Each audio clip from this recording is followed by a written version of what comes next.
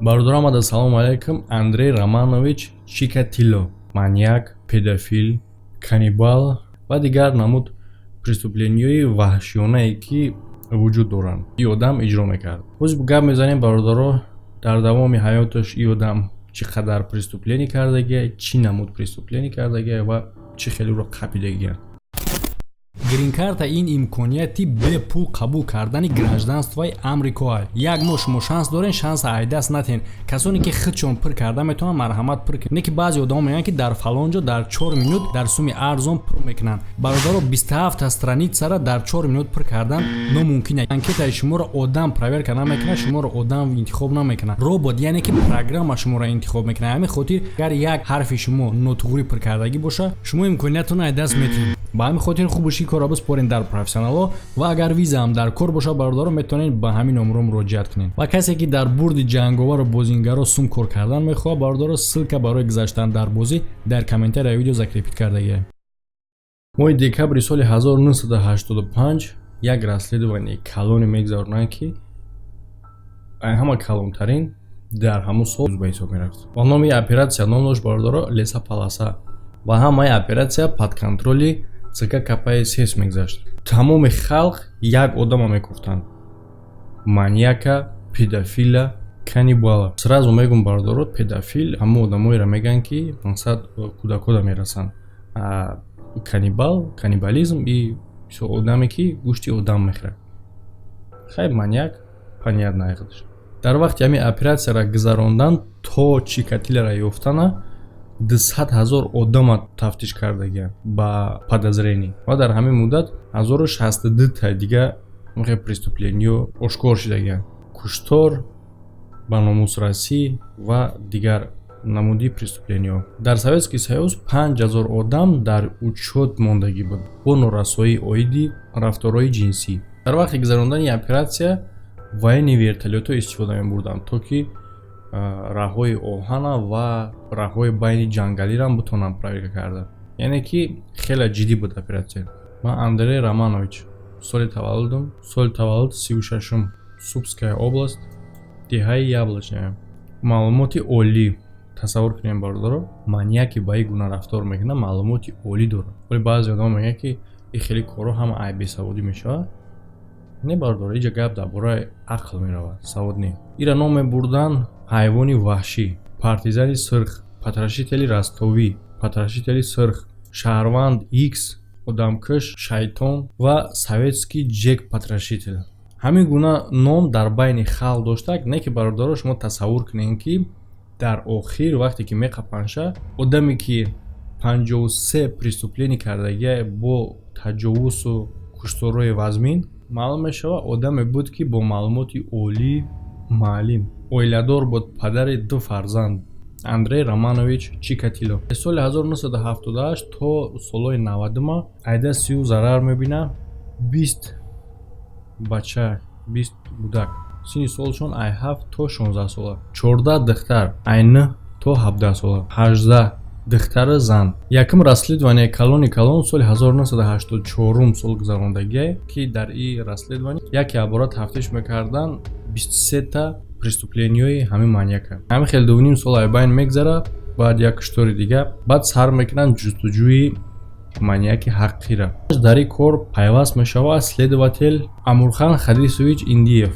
Уро ай грозный перевод мекунанд иҷа, то ки ҳамин кора ошкор кунад. Соли 1985 ман ба шахтам омадам ки дар уҷа бисёри кушторҳо рух медод. Дар ин вақт аллакай 32 куштор буд, не ки гумонбаршудаҳо танҳо 3-4 нафар. Мо дар вақт сексологи калон ва психиатри калони кишвара файрод кардем. Мо додем материала увора ва гуфтем ки биомӯзанд психологияи ҳамин маньяка. Тамоми ҳаёт маро паст мезаданд, таҳқир мекарданд. Ман наметонистам худма ай бачаҳо ҳифз кунам. Ӯ маро мезаданд, духтар мегуфтанд, масхара мекарданд, барое ки ҳама кор ай дасти ман намеяд. Ман наметонистам ки ҷавоб гардонам ӯро. Қаҳр, ғазабу гирья тамоми ҳаёт маро азоб медоданд. Ман ҳатто шарм медоштам аз оне ки ман ба ин дунё омадагиям. Ман ёд дорам ки ба ҷо мешидам то модарам намеомад. яъне ки бародаро фаҳмида мешавад ки основаи маньякии ҳамин бале яки психологически отклонение ҳаста ине ки мотиваш ҳамун травмаҳои дар кӯдакиш дар вақти мактабхониш гирифтагие, яъне ки постоянно азобу шиканҷаву масхараву латукӯбӣ. барои ҳамин баъзе оилаҳои модам барои ягон гуноҳ кӯдака мезананд ва мегӯянд ин тарбия, бародаро задан тарбия нест. Агар одам чӣ қадр мозгиш ба қувват набоша, мисол вақте ки калон шид бифаҳма ки просто хай ҳамин хеле страна аста, ҳамин хеле тарбия дода наметавонанд ба ҷои тарбия битан, мисол ба ҷои бифаҳмонанд гуноҳи кӯдака просто моро мезананд хай. Ай сабаби нофаҳмоие. Ира бисёри одам дарк карда наметавонанд. Ҳаста одами дарк мекунад, оне ки ҳамаш не.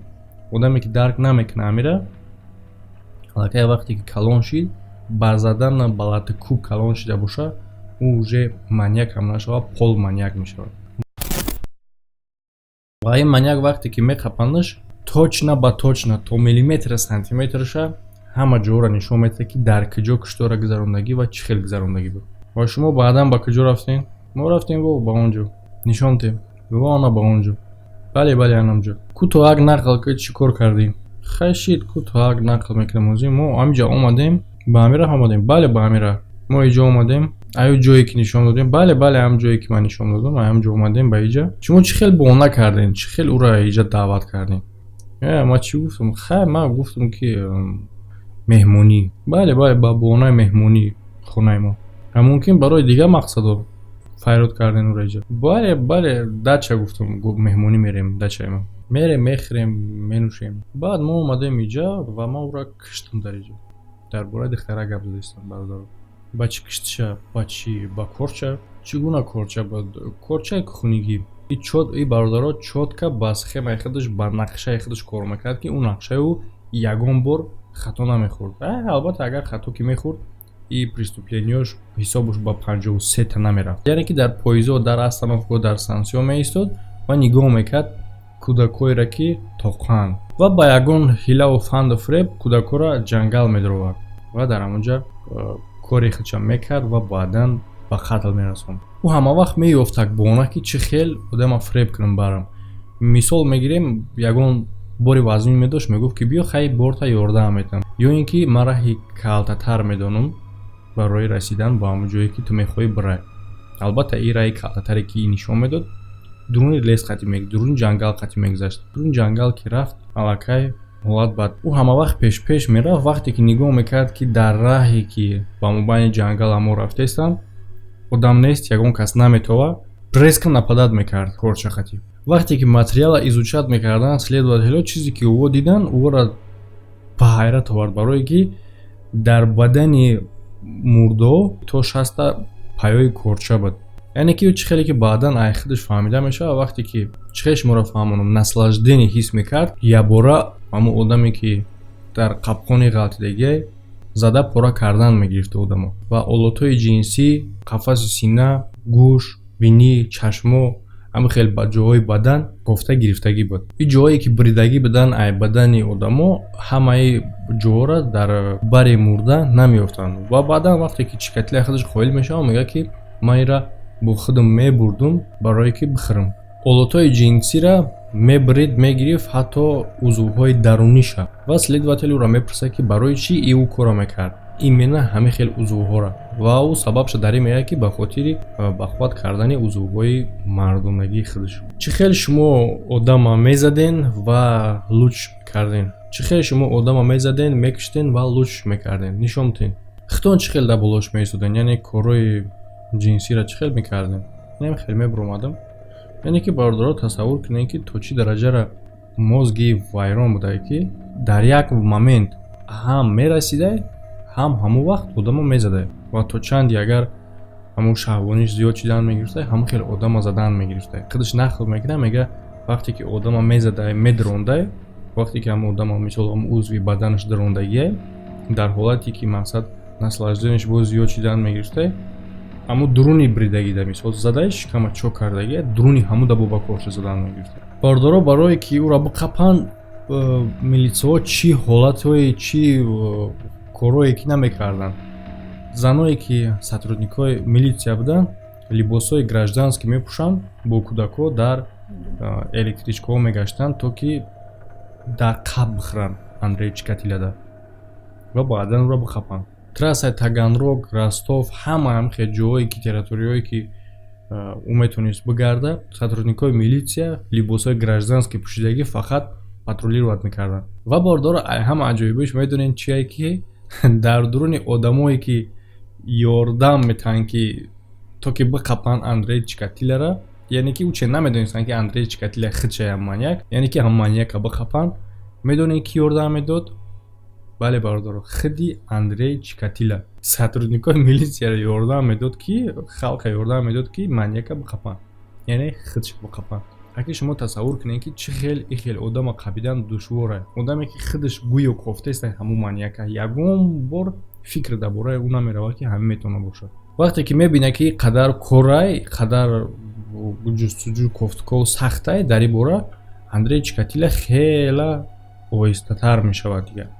ҳатто ҳама вақтое ки ҳамин хел кор мекард, ҳамин хел корам ки тафтиши калон рафтиста буд, умуман куштор намекунад. Соли 1986 ягон куштор рух намедад. Ӯ оромона 50-солагии худ ҷашн мегирифт. Дар ҳамин вақт шумораи куштори ӯ 34 буд. аз соли оянда боз ҳар мекунад кушторро. Ҳамин хел 4 соли дига бо давом метавад. Биёем ба диққат нигоҳ кунед ки инами хеста ном фамилиятона бигӯед. Чикатило Андрей Романович.